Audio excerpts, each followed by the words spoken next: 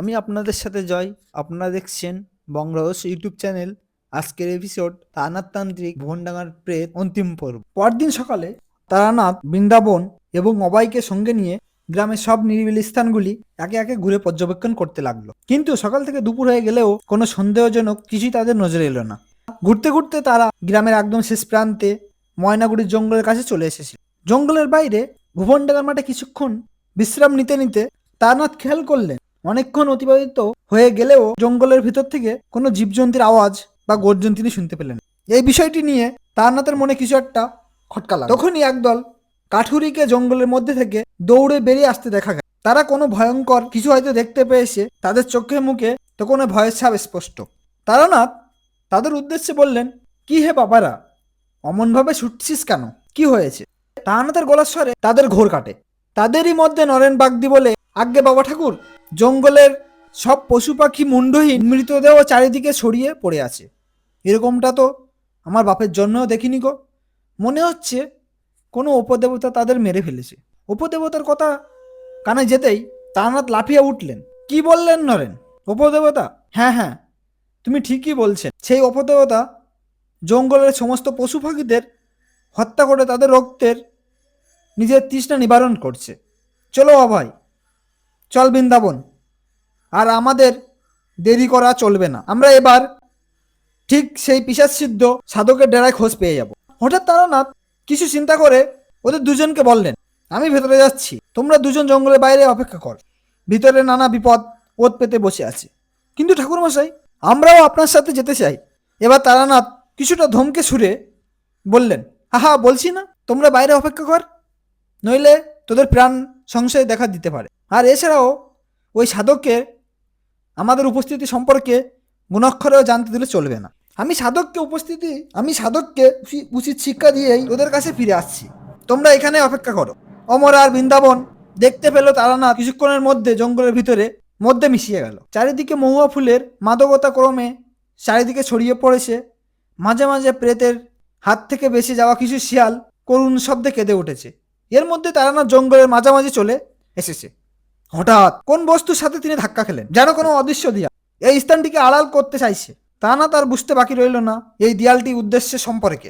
মাটি থেকে একটি শুকনো পাতা তুলে তিনি তার হাতের মুঠোর মধ্যে রেখে এক অজানা মন্ত্রাচ্চারণ করতে শুরু করলেন। মুহূর্তের মধ্যে সেই পাতাটি হাতের মুঠোর ভিতরে চূর্ণ বিষণ্ণ হয়ে গেল।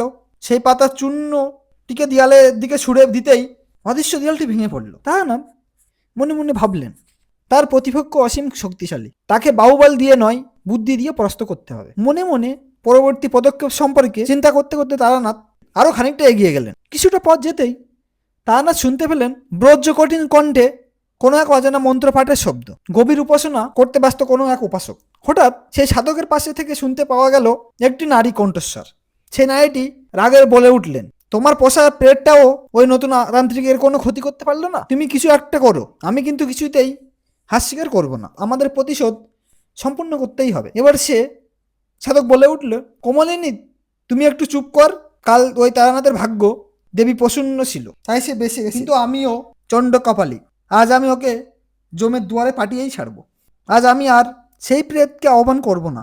আজ আমি যাকে আহ্বান করব সে হলো তার থেকে আরো ভয়ঙ্কর পিশাচ।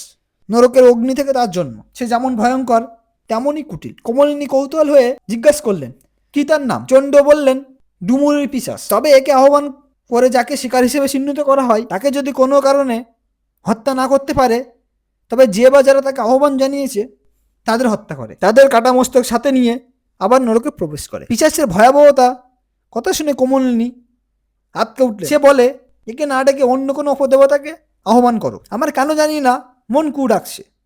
চণ্ডক কপালিক অহংকারের প্রতিশোধের আগুনে ঠিক ভুলের বিচার করতে পারলেন না।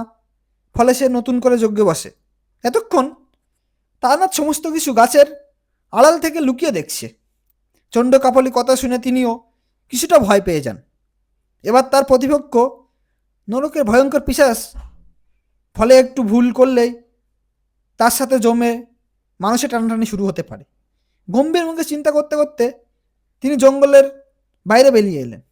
তাকে দেখে অভয় এবং বৃন্দাবন তারানাথের দিকে দৌড়ে এলেন। তারানাথের মুখে চণ্ড কপালিক নাম শুনে অভয় ভয়ে বলল, ও তবে সেই দুষ্টু কপালিক আবার ফিরে এসেছে। এবার কি হবে ঠাকুরমশাই? আপনি কিছু একটা করুন। তারানাথ অমরকে আশ্বাস দিয়ে বললেন, তুমি চিন্তা করো না অমর, আমি ঠিক কোনো উপায় খুঁজে বের করব। আজ আমি এর শেষ দেখেই ছাড়বো। তারা তিনজনে জমিদার বাড়ির দিকে রওনা হলো। ততক্ষণে সন্ধ্যা নেমে এসেছে। নাট মন্দিরে তখন সন্ধ্যা আরতি শুরু হয়ে গেছে। সেদিকে তাকাতেই তারানাথ মুখে একটা হাসির ঝিলিক দেখা গেল। দৌড়ে তিনি জমিদার মশাইয়ের কাছে গেলেন। জমিদার মশাই বললেন, বলুন ঠাকুর মশাই। জানতে পারলেন প্রত্যুত্তরে তারানাথ বললেন, আমি পরে আপনাকে সব জানাবো জমিদার মশাই। আজ এক ভয়ঙ্কর বিপদ আশ্রয় পড়বে আমাদের উপর। আমি গত রাতে যাকে পরাজিত করেছিলাম সেই প্রেতের থেকেও বিশালী এক পিশাচ আজ এই গ্রামকে ধ্বংস করতে আসছে। ফলে আমি আপনাকে যেমনটা বলবো সেভাবে যদি কাজ করা হয় তবে আমরা সকলকে রক্ষা করতে পারবো। সেই পিশাচের মূল লক্ষ্য আমি এবং আপনি। তবে কোনো কারণে যদি তার রোজ সাধারণ প্রজাদের উপরে পড়ে, তাই আপনি সকলকে এক্ষুনি নাট মন্দিরে এসে উপস্থিত হতে বলুন। কেউ যেন বাদ না থাকে। আজ সারা রাত সকলেই ঠাকুর দালানে মায়ের আশ্রয়ে থাকবে। মা থাকতে কোনো পিশাচ তার সন্তানদের ক্ষতি করতে পারে না। তারানাথের কথা মতো জমিদার রুদ্রশঙ্কর সকল গ্রামবাসীদের ঠাকুর দালানে আশ্রয় নিতে বললেন। শয়ে শয়ে ভীত গ্রামবাসী ঠাকুর দালানে এসে আশ্রয় নিল। এদিকে চণ্ডকাপালিক যজ্ঞে অন্তিম আহুতি সম্পন্ন করেছে। চারিদিকে ভয়ঙ্কর বজ্রপাত শুরু হয়েছে। প্রকৃত আজ যেন অশান্ত হয়ে উঠেছে। হঠাৎ মাটি মাঝ বরাবর ভাগ হয়ে এক বিকট দস্যুন ছায়ামূর্তি বেরিয়ে এলো। তার সেই দস্যুন রূপ দেখে কমলিনী মুজ্জা গেল। কিন্তু চণ্ডকাপালিক সেই পিশাচের চোখে চোখ রেখে আদেশ করলেন, যা তুই আস তোর শিকার জমিদার রুদ্রশঙ্কর আর তারানাথ এদের ভবনীলা সাঙ্গ করে দিয়ে আয়। সেই পিশাচ মাথা নেড়ে অদৃশ্য হলো। কিছুক্ষণের মধ্যে সেই ভয়ঙ্কর ডুমুরি পিশাচ জমিদার বাড়িতে প্রবেশ করে নিজের শিকার খুঁজতে।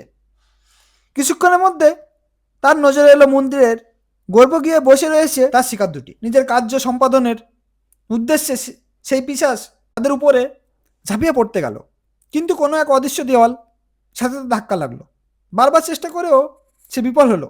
তখন সে নিজের মায়া বিস্তার করতে চাইল, কিন্তু যেখানে স্বয়ং মহামায়া অবস্থান সেখানে কি কোনো পিশাচ নিজের মায়া বিস্তার করতে পারে?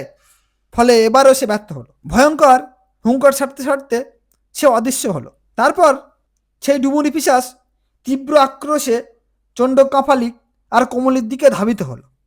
চোখের নিমেষে সে চণ্ডক আর কপালির সম্মুখে উপস্থিত হলো। তার ভয়ঙ্কর চাহনি দেখে চণ্ডক ভয়ে বাকরুদ্ধ হয়ে উঠলেন। কমলিনীর হৃদয় প্রায় বিকাল হতে চলল। ঠিক তখনই সেই পিশাচ ওদের দুজনের উপর ঝাঁপিয়ে পড়ল। নারী পুরুষের তীব্র আর্তনাদের শব্দে সারা জঙ্গল কেঁপে উঠল। সেই ডুবুরি পিশাচ নিজের তীক্ষ্ণ নখের দিয়ে ওদের মস্তক ধর থেকে আলাদা করে দিল। তাদের সেই কাটা মুন্ডু নিজের সাথে নিয়ে পাতালে প্রবেশ করলেন। পরের দিন সকালে জঙ্গলে কমলিনী এবং চণ্ডকপালিকের মস্তকহীন মৃতদেহ দেখতে পাওয়া গেল। বৃন্দাবনে সহ অনেক গ্রামবাসী সেই মৃতদেহ প্রত্যক্ষ করে এসেছে। জমিদার বাড়িতে সকলে একে একে আমাকে ধন্যবাদ জানায়। এসে আমাকে ধন্যবাদ জানায় এই ভয়ানক বিপদের হাত থেকে রক্ষা করার জন্য।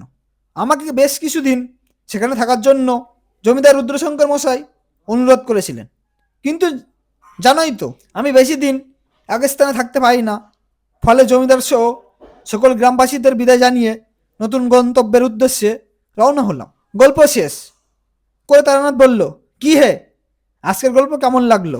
আমরা বললাম, দারুণ। তারানাথের বাড়ি থেকে বেরিয়ে আমি কিশোরীকে জিজ্ঞেস করলাম, তা ভাইয়া আজকের গল্প তোমার বিশেষ হলো? কিশোরী মুচকি এসে বলল, ওসব বাদ দাও, আজকের দিনটা তো ভালোই কাটলো। তো এইখানে আজকের গল্প শেষ করলাম। দেখা হচ্ছে নতুন এপিসোড নতুন গল্পে। ততক্ষণ সুস্থ থাকবেন, ভালো থাকবেন এবং বং রহস্য ইউটিউব চ্যানেলকে সাবস্ক্রাইব করবেন।